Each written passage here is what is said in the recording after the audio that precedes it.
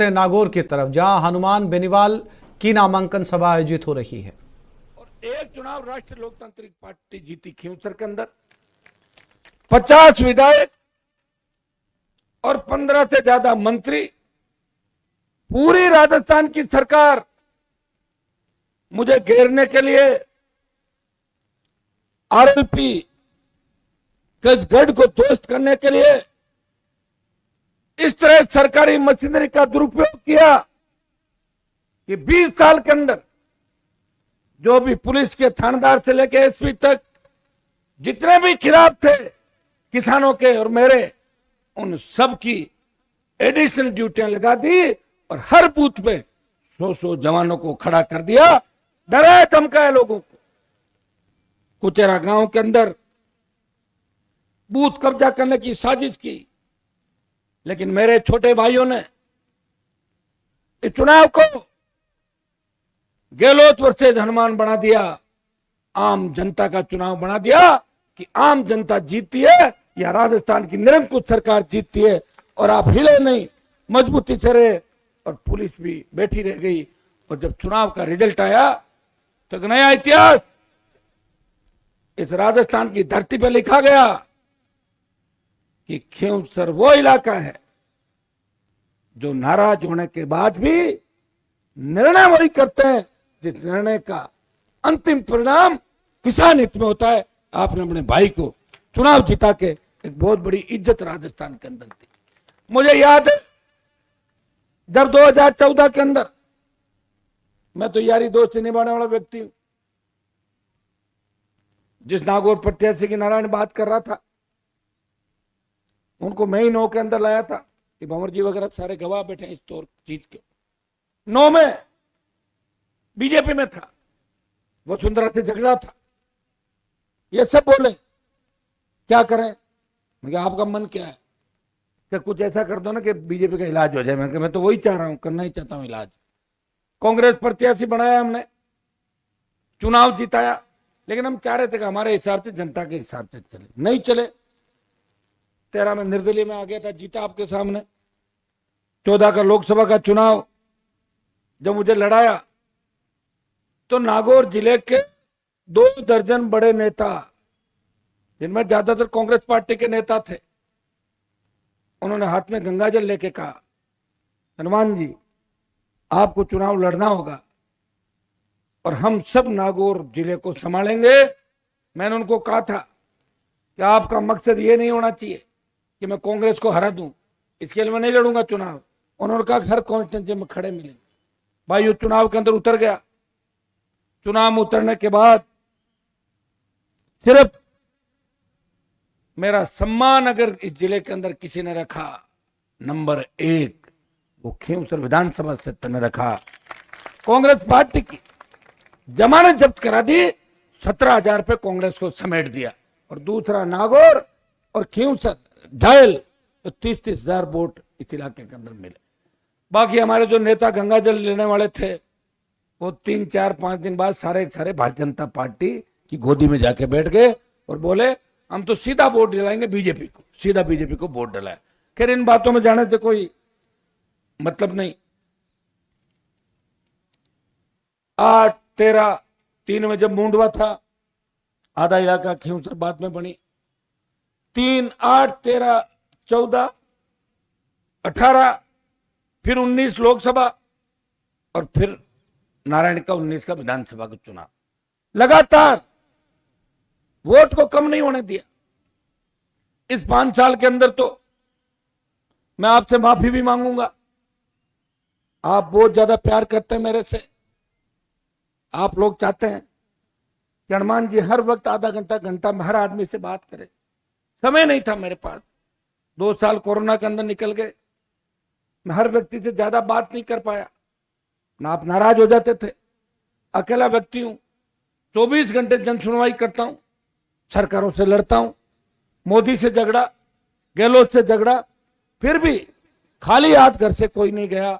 अगर रोता हुआ हनुमान बेनीवाल के पास आया, वो हंसता हुआ मेरे घर से गया। ये मैंने प्रयास राजस्थान और प्रदेश के अंदर किया। और काजल की कोठरी के अंदर रहते हुए कोई दाग मेरे ऊपर कभी नहीं लगा।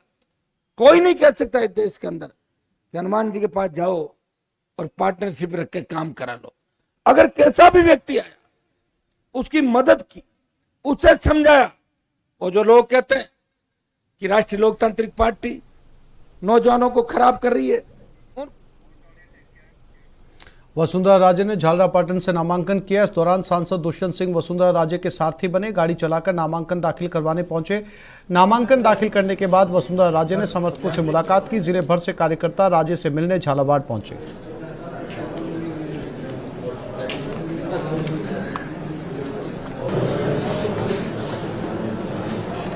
ये तस्वीरें वसुंधरा राजे के नामांकन की है। झालरापाटन से उन्होंने नामांकन किया। उनके साथ उनके पुत्र सांसद दुष्यंत सिंह भी मौजूद रहे।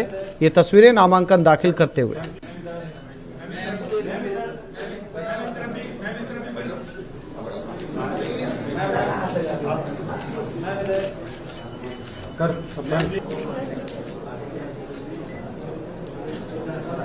झालरापाटन से पूर्व सीएम का ये नामांकन।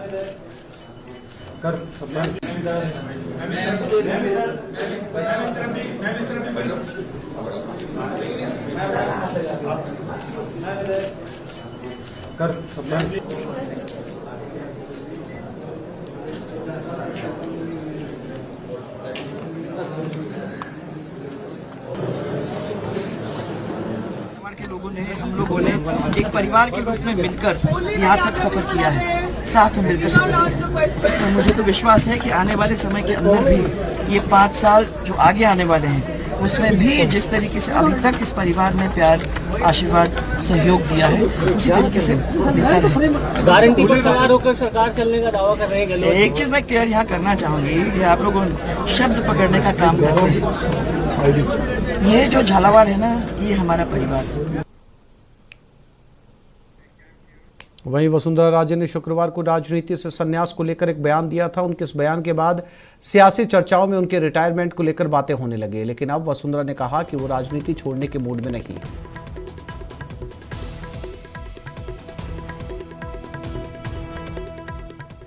आप लोग शब्द पकड़ने का काम करते हैं। ये जो झालावाड़ है ना, ये हमारा परिवार है। इस परिवार के बीच में हम बहुत चीजें एक दूसरे के साथ करती हैं जिसका पॉलिटिकल कॉनोटेशन नहीं होता है। और कल अगर मैंने ये कहा था, तो मैंने इसलिए कहा था क्योंकि दुष्यंत को देखकर, कल भाषण सुनकर, सब लोगों का रिएक्शन देखकर मुझे भी बड़ी खुशी हुई। माँ एज अ मदर मुझे अच्छा लगा कि दोनों का इतना अच्छा एक दूसरे के साथ समन्वय था, और इसीलिए मैंने वो बात कही।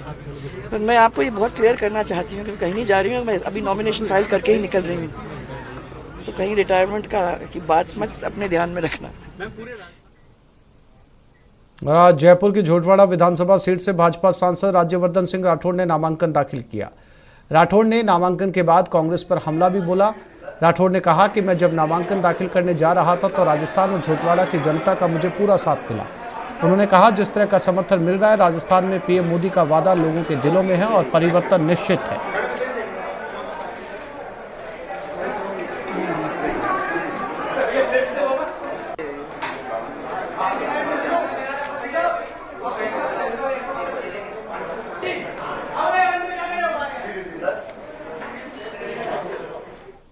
कांग्रेस सांसद जयराम रमेश ने बीजेपी पर हमला करते हुए कहा कि राजस्थान और छत्तीसगढ़ में भाजपा चुनाव हार रही है, इसलिए केंद्रीय एजेंसी ईडी का दुरुपयोग कर रही है।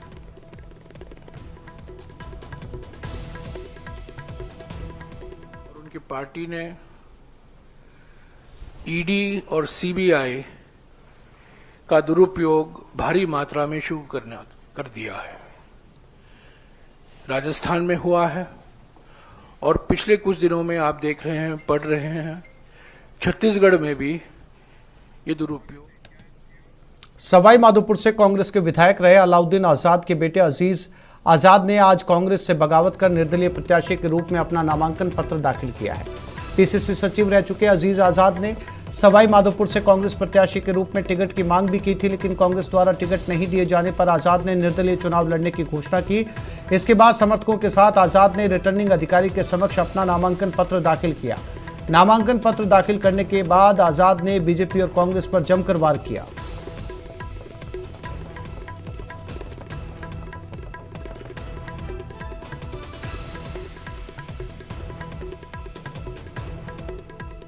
वर्षों से संगठन में जिस तरह से जो हालात चल रहे थे, जिस तरह से सरकार में नियुक्तियां दी गई, वो बिल्कुल भी ऐसे लोग नहीं थे जो कांग्रेस विचारधारा के लोग थे, चाहे राजस्थान लोक सेवा आयोग की बात हो या कहीं और की बात हो। इसलिए जिस तरह से स्थानीय एमएलए द्वारा जनता के साथ संवाद बिल्कुल नहीं किया गया और राजाओं राजतंत्र जैसा व्यवहार करके और अपने फार्म हाउस का दरवाज़ा बंद करके जनता को घंटों प्रतीक्षा करवाने का जो नीति अपनाई गई, वो बिल्कुल लोकतंत्र नहीं, वो राजतंत्र की बात है। जो कांग्रेसी कांग्रेस तो 130 साल से राजतंत्र से लड़ रही है। अगर ये वापस इसी तरह की परिपाटी शुरू की जाती है तो मेरे हिसाब से कांग्रेस राजतंत्र की तरफ। चित्तौड़गढ़ विधानसभा सीट पर कांग्रेस में बगावत के सुर उठने लगे हैं। कांग्रेस नेता सुरेंद्र सिंह जाड़ावत ने टिकट कटने की आशंका के चलते कार्यकर्ताओं के साथ बैठक की। बैठक के बाद सुरेंद्र सिंह ने कांग्रेस आला कमान को चेतावनी देते हुए कहा कि अगर पार्टी ने टिकट नहीं दिया तो निर्दलीय मैदान में उतरूंगा। जाड़ावत ने कहा कि बाहरी प्रत्याशी को टिकट देने पर कांग्रेस की सीट खटाई में पड़ जाएगी।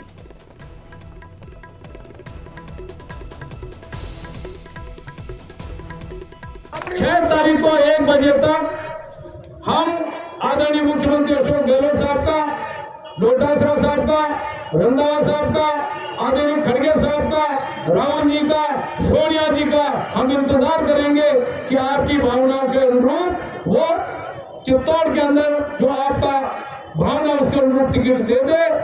अगर टिकट नहीं आता है तो फिर मैं आपके साथ हूं। हम 6 तारीख को 1 बजे तक पार्टी के सिंबल का इंतजार करेंगे। मेरा संसार में कोई नहीं है। मेरी जाति के 20 वोट है, मेरे 2 बेटे, इसके अलावा मेरा परिवार आप हो, ये मैंने आपको बता दिया। भरतपुर के नदबई विधानसभा क्षेत्र में कांग्रेस को बड़ा झटका लगा। कांग्रेस के नगर पालिका अध्यक्ष सहित 30 से ज्यादा पार्षदों ने भाजपा प्रत्याशी जगत सिंह का समर्थन किया। भाजपा प्रत्याशी जगत सिंह का माला और साफा पहनाकर कांग्रेस के पार्षद सहित कांग्रेस की पालिका अध्यक्ष ने अपना समर्थन दिया और कहा कि 5 साल में जो प्रताड़ना हुई है उसी के कारण अब भाजपा प्रत्याशी को समर्थन करना पड़ा है। भाजपा प्रत्याशी ने कहा कि कांग्रेस की सरकार रही, कांग्रेस के यहाँ से विधायक रहे, लेकिन उसके बावजूद भी कांग्रेस के पार्षद प्रताड़ित रहे और उसी के कारण आज उन्होंने समर्थन दिया है।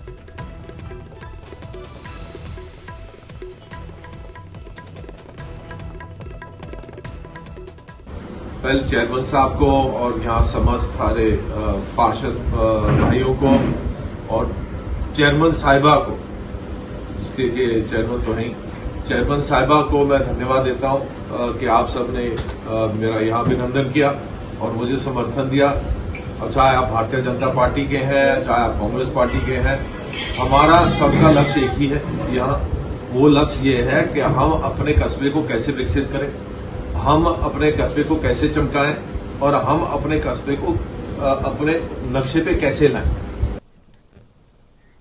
अलवर के कठुमर में भतीजे ने अपनी ही चाची की चाकू से हमला कर हत्या कर दी। आरोपी मृतका का रिश्ते में भतीजा लगता है। पुलिस की प्रारंभिक जांच में अवैध संबंधों के चलते हत्या करने की बात सामने आई है। मृतका का पति गुड़गांव में मजदूरी करता है। पुलिस ने आरोपी को हिरासत में ले लिया और उससे पूछताछ कर रही है।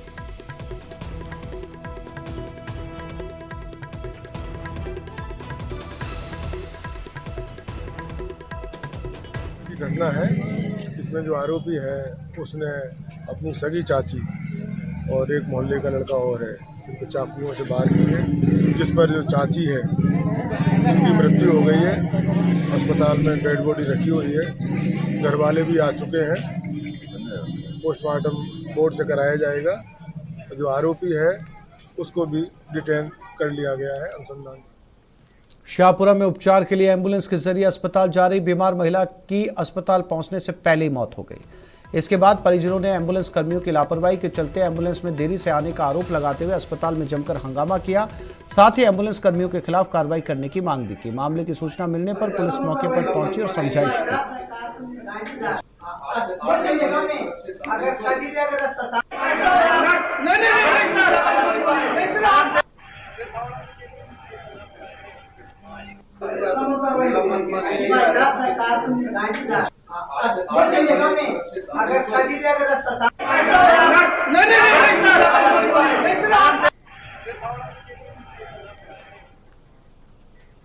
शिवाजी पार्क थाना अंतर्गत हसन खान निवासी सुमित्रा यादव के गले से बाइक सवार बदमाश चैन तोड़कर फरार हो गए। पीड़िता ने बताया कि उनके सोने की चैन 1.5 तोले की थी। घटना के बाद पीड़िता ने शिवाजी थाना पार्क पहुंचकर मामला दर्ज करवाया। पुलिस आसपास लगे सीसीटीवी फुटेज खंगाल रही है, साथ ही आरोपियों की तलाश जारी है।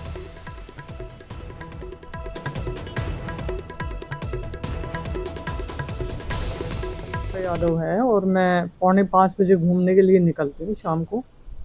तो मैं शालीमार नगर से घूम के वापस फाटक से होते हुए हसन खां में एंटर कर रही थी। तभी एक लड़का पीछे से आया और मेरे गले पे झपट्टा मार के चैन खींची और भाग गया। 2 बाइक लेके पीछे खड़े थे। अलवर के मुंडावर कांग्रेस ब्लॉक अध्यक्ष एडवोकेट अखिलेश कौशिक ने चुनाव आयोग से ततारपुर थानाधिकारी सीमा सिंसिनवार के खिलाफ शिकायत करते हुए उन्हें पद से हटाने की मांग की है। कांग्रेस प्रत्याशी ललित यादव के साथ कांग्रेस पदाधिकारी और कार्यकर्ताओं ने मुंडावर रिटर्निंग अधिकारी के साथ ज्ञापन सौंपा। साथ ही अधिकारी को शीघ्र ही पद से नहीं हटाए जाने पर कांग्रेस कार्यकर्ताओं ने आंदोलन की चेतावनी दी।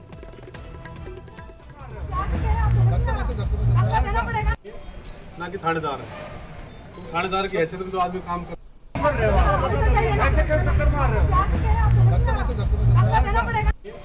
ना कि थानेदार है, तुम थानेदार की हैसियत में तो आदमी काम कर। तो ततारपुर एक पार्टी विशेष के कार्यकर्ता के रूप में काम कर रही है।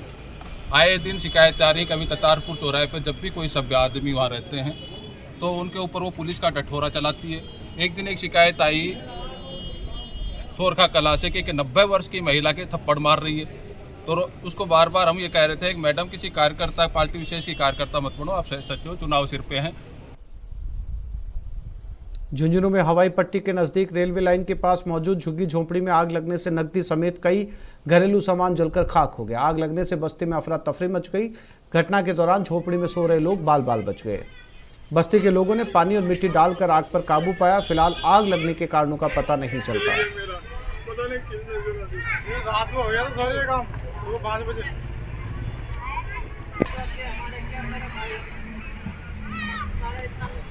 तो ये तस्वीरें हैं जहां पर हवाई पट्टी के सहारे जो है वो आग लग गई। और जैसलमेर के मोहनगढ़ नहरी इलाके में एक युवक के साथ बर्बरता का वीडियो सामने आया, जहां कुछ बदमाशों ने युवक का तेल से मुंह काला कर दिया और फिर उसे बाजार में घुमाया। साथ ही युवक का वीडियो भी बनाया गया। इस मामले को लेकर पुलिस ने 15 से 20 लोगों पर केस दर्ज कर जांच शुरू कर दी। बता दें कि न्यूज़ 18 इस वायरल वीडियो की पुष्टि नहीं करता।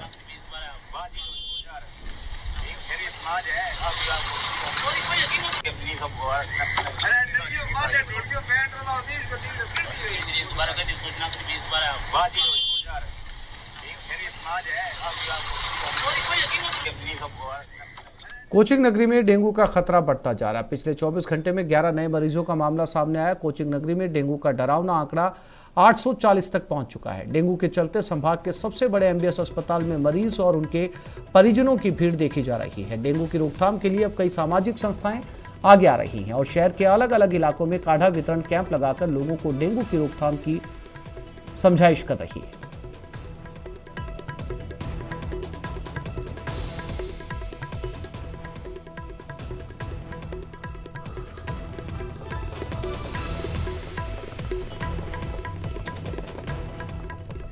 विधानसभा आम चुनाव को शांतिपूर्ण और सुव्यवस्थित तरीके से सुनिश्चित कराने के लिए भारत निर्वाचन आयोग के निर्देशानुसार 50% मतदान केंद्रों पर वेबकास्टिंग की जाएगी। जिला निर्वाचन अधिकारी ने बताया कि कोटा जिले के सभी 6 विधानसभा क्षेत्र में कुल 1455 मतदान केंद्र बनाए गए। इनमें से 728 मतदान केंद्रों पर वेबकास्टिंग के जरिए कैमरे से पैनी निगाह रखी जाएगी। उन्होंने बताया कि वेबकास्टिंग के जरिए दूर दराज स्थित मतदान केंद्र की हर गतिविधि पर जिला मुख्यालय से नजर रखी जा सकेगी।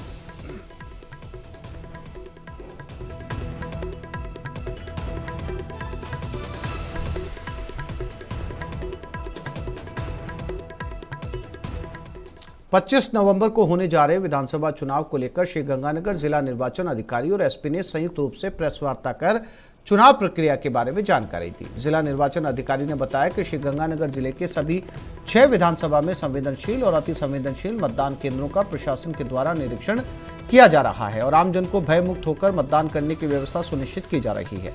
साथ ही जिला एसपी ने बताया कि नाकेबंदी के दौरान अब तक 1 करोड़ रुपए से ज्यादा की नकदी सहित 10 करोड़ रुपए के नार्को और अन्य मादक पदार्थ जब्त किए गए हैं।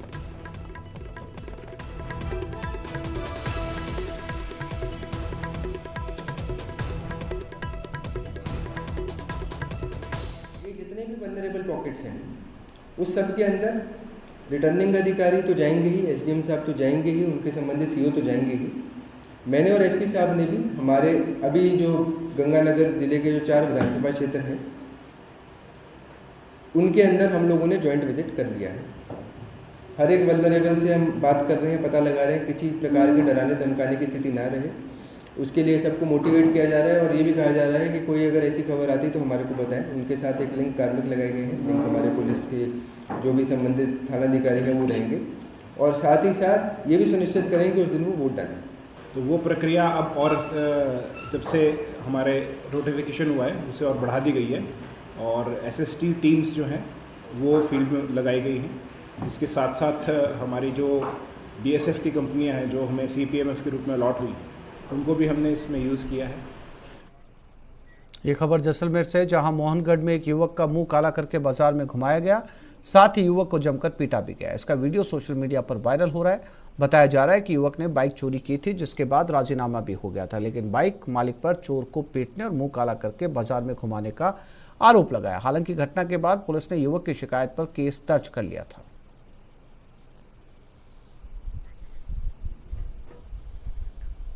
तो इससे पहले पुलिस ने इस पूरे मामले में राजीनामा को लेकर भी जो है वो चर्चा की, लेकिन बाइक मालिक पर चोर को पीटने और मुंह काला करके बाजार में घुमाने का आरोप भी लगा था।